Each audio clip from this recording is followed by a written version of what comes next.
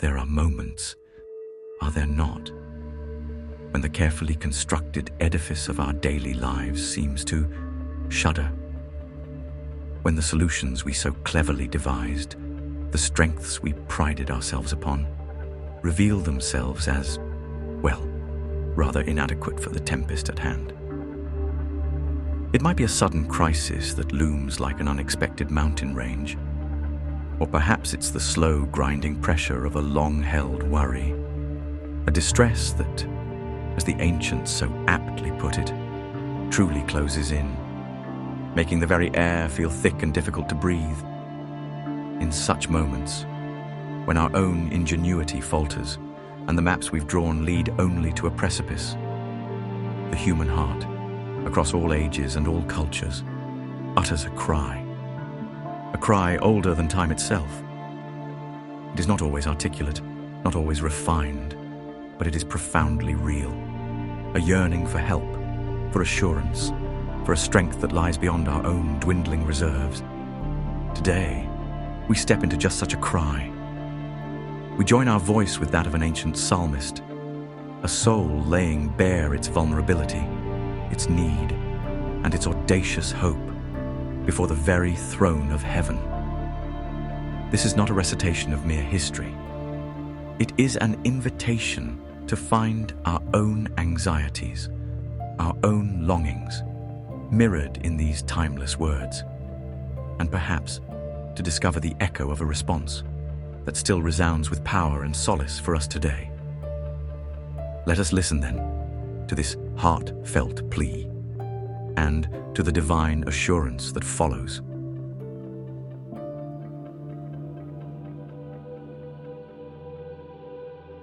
May the Lord answer me when distress closes in.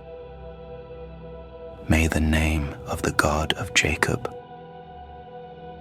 rise as my shield.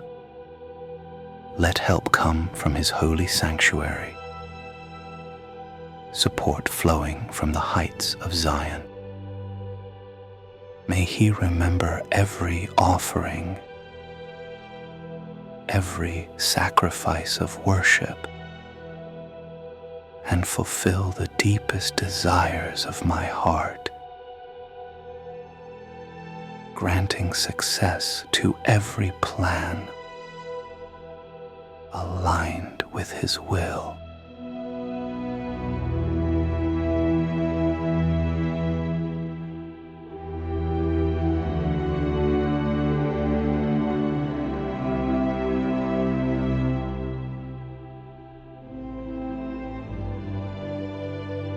I will not forget your devotion.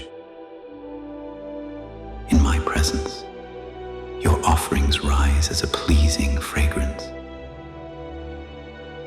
Stand firm in your purpose,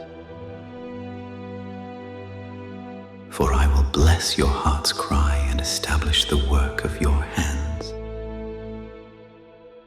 Then we will shout for joy over each victory. We will lift our banners in your name, O God, trusting that you grant every request born of faith and righteousness. Yes, I know the Lord bestows triumph on his anointed, answering from his heavenly throne with the power of his right hand. Some may rely on chariots and others on horses, but true security dwells in my name alone. Those who cling to their own strength will stumble and fall. Yet those who trust in me shall rise and stand unshaken. Lord, be our victory. Hear us when we call.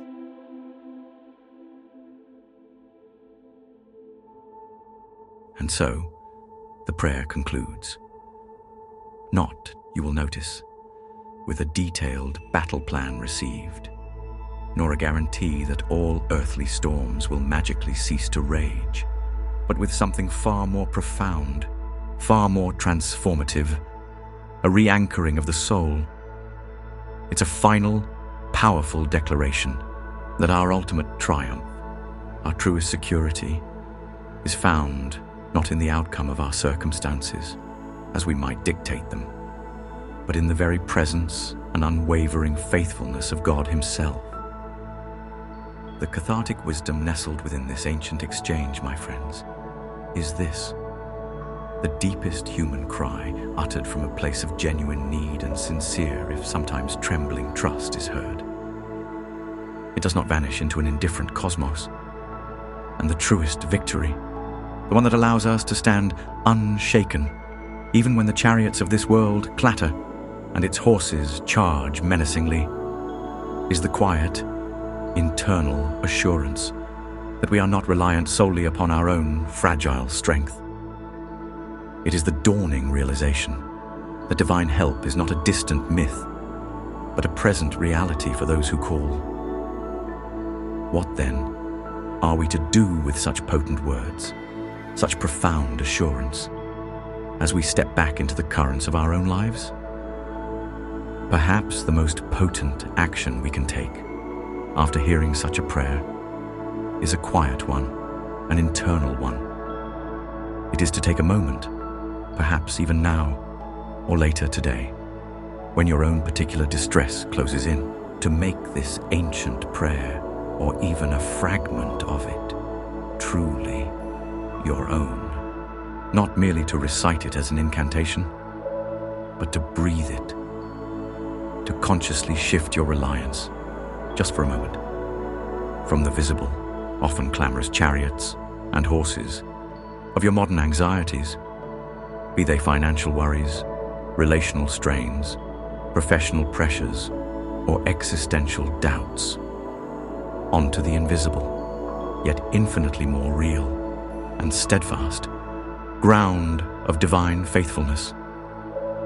Consider what it might mean, in your specific situation, to allow the Lord to be your victory, not just to grant you a victory you've designed, but to be the victory itself, the secure place in which your spirit finds its rest and its strength.